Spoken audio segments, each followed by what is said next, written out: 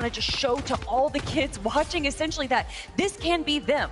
I mean, you look back on those previous winners, at one point they were starting new in Fortnite, and to be able to focus themselves, to be able to climb up all the way to this stage and then grab that trophy for themselves just means so much to not only them, but to all their fans watching as well. Like Kelly's hyping me up right now. Again, you hyped up. I want to run through a brick wall right now. I'm ready to go lift that trophy myself. I mean, I wish I could. Maybe not this year, maybe next year. Look, you're spot on, Kelly. The euphoric feeling you get from being able to step up once the competition is done, all the lights shining right on you, you make your walk to lift the trophy. It's something you never ever forget. And it's something that, you know, whenever I talk to these players after the Global Championships, the players who didn't win, that's always what they're focusing on. It's always I wish I could be the one to lift that trophy. Next year is my time. For me, in esports, I always talk about the story, and right now there is a beautiful story building going all the way back to the Invitational, Cammy and Seti versus Queasy and Vino. The story that everyone said saved competitive Fortnite was Queasy and Vino landing on Cammy and Seti, and although it didn't go their way and they got second place, that cemented them in competitive Fortnite forever. And then you go to last year, where we think it is going to be an absolute stop of Pollo versus Peterbot, but Queasy says, "Nuh-uh, I'm gonna make them earn this win," and get second place once again.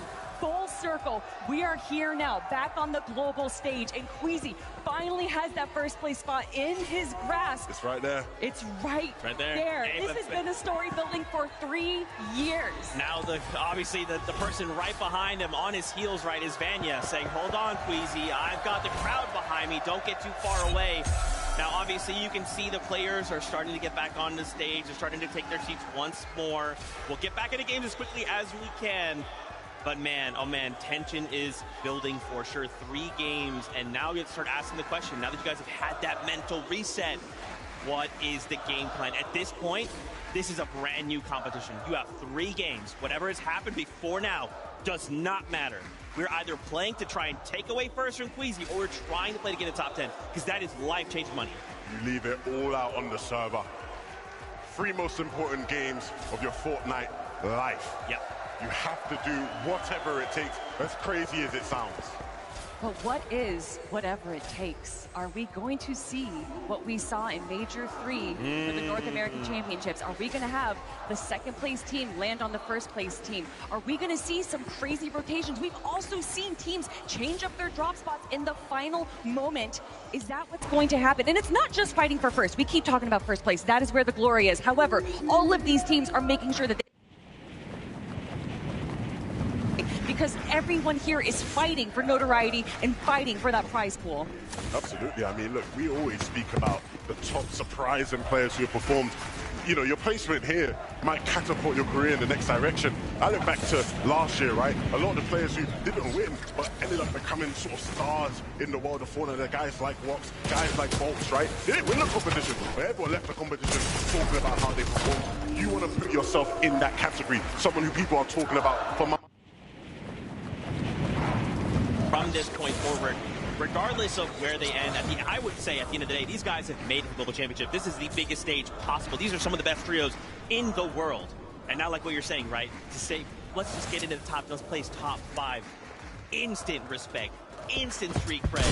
How many of these trios are looking to do that? And that's what I'm saying, man. 3 games with Kelly. I mean, let's get crazy, right? Everybody in the lobby, let's just go let Queasy, let's take him out. Let's try and close the gap, and then everybody kind of walk whoa. Why do you think Kelly? He's trying to put that on me right now. I don't think Queasy's going to be a big fan of you guys anymore. I mean, everyone, you can't be having none of that. I mean, look, if you ask him right now, he'd say, yeah, they can do whatever. We're ready for it, right? Because that is just how stone cold he is. And we'll see if in these next 3 games he really can solidify himself as the greatest IGL of all time. But we can't count out the rest of the teams in 2nd and 3rd and 4th place. We saw game number 6, Pablo Lingo walk out with almost a 200-point game. So much can change if you're able to grab all of those eliminations, if you're able to kind of control the low ground while Queasy's sticking up high, making sure that he's just staying alive. There is still a chance, there is still an opportunity, but with 3 games left, Zeke, only time will tell what's going to happen. You got to think the pressure's got to be through the roof. Think about coming into day number 1, right? Oh, you know, LAN, here we are, my friends, my peers, this amazing crowd. Pressure's on. First half of day 2, hey, maybe we're doing well, maybe we're not, you know, whatever. The last 3 games. This will be it. Pressure is through the... Even just looking at Queasy, right? Can he handle that pressure with only 3 games? When I look at Queasy and even how he was from the beginning of day 1 yesterday to where we are right now, he looks the same.